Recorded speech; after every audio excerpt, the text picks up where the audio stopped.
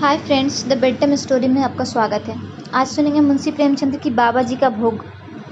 रामधन अहीर के द्वार पर एक साधु आकर बोला, बच्चा तेरा कल्याण हो, कुछ साधु पर श्रद्धा कर।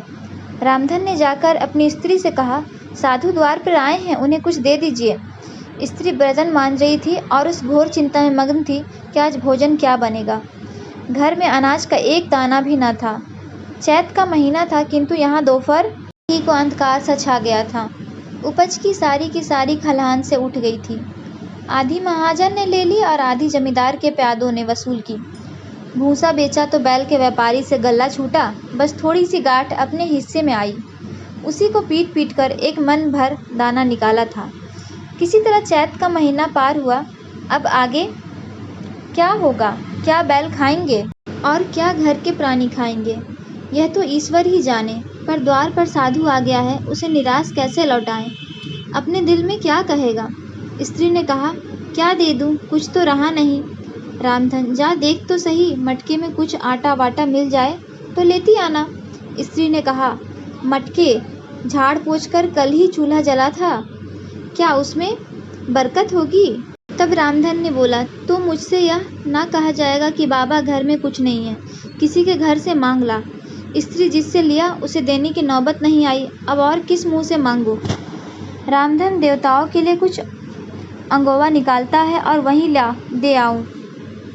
स्त्री देवताओं की पूजा कहाँ से होगी? तब रामधन कहता है, देवता मांगने तो नहीं आते, समाई होगी, करना न करना, समाई हो न करना। स्त्री, अरे कुछ तो अंगवा भी पसोरी दो पसोरी है, बहुत होगा आधा सेर, इसके बाद क्या होगा? फिर कोई साधु आएगा, उसे तो जवाब देना ही पड़ेगा ना। रामधन, यह बला तो टलेगी, फिर देखी जाएगी, आगे जो होगा सो होगा। स्त्री झुंझलाकर उठी और एक छोटी सी हांडी उठा लाई, जिसमें मुश्किल से आधा सेर आटा था। वह गेहूं का आटा बड़े यत्न से देवताओं के लिए रखा हुआ था। रामधन के कुछ देर खड़ा सोचता रहा, तब आटा एक कटोरे में रखकर बाहर आया और साधु की झोली में डाल दिया। महात्मा जी ने आटा लेकर कहा, बच्चा आज तो साधु आज यही रमेंगे, कुछ थोड़ी सी दाल दे तो साधु का भोग लग जाए। रामधन ने फिर आकर स्त्री से कहा, संयोग से दाल घर में थी। रामधन ने दाल, नमक और उपले जुटा दिए, फिर कुएं से पानी खींच लाया। साधु जी ने बड़ी विधि से बाटियां बनाई, दाल पकाई और आलू झोली में निकालकर भूरता बनाया।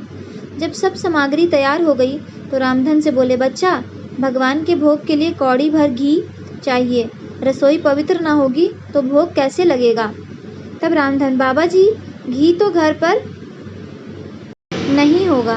तब साधु, बच्चा भगवान का दिया तेरे पास बहुत है, ऐसी बातें ना कहा कर। तब रामधन, महाराज मेरे गाय भैंस कुछ नहीं है, घी कहाँ से होगा? साधु बोला, बच्चा भगवान के भंडार में सब कुछ है, जाकर अपनी मालकिन से कहो तो सही। रामधन ने जाकर स्त्री से कहा, घी मांगते हैं, मांगने को भीख, पर घी बिना कौर नहीं धंसता। स्त्री, तो इसी दाल में से थोड़ी लेकर बनिए के यहाँ से ला दो।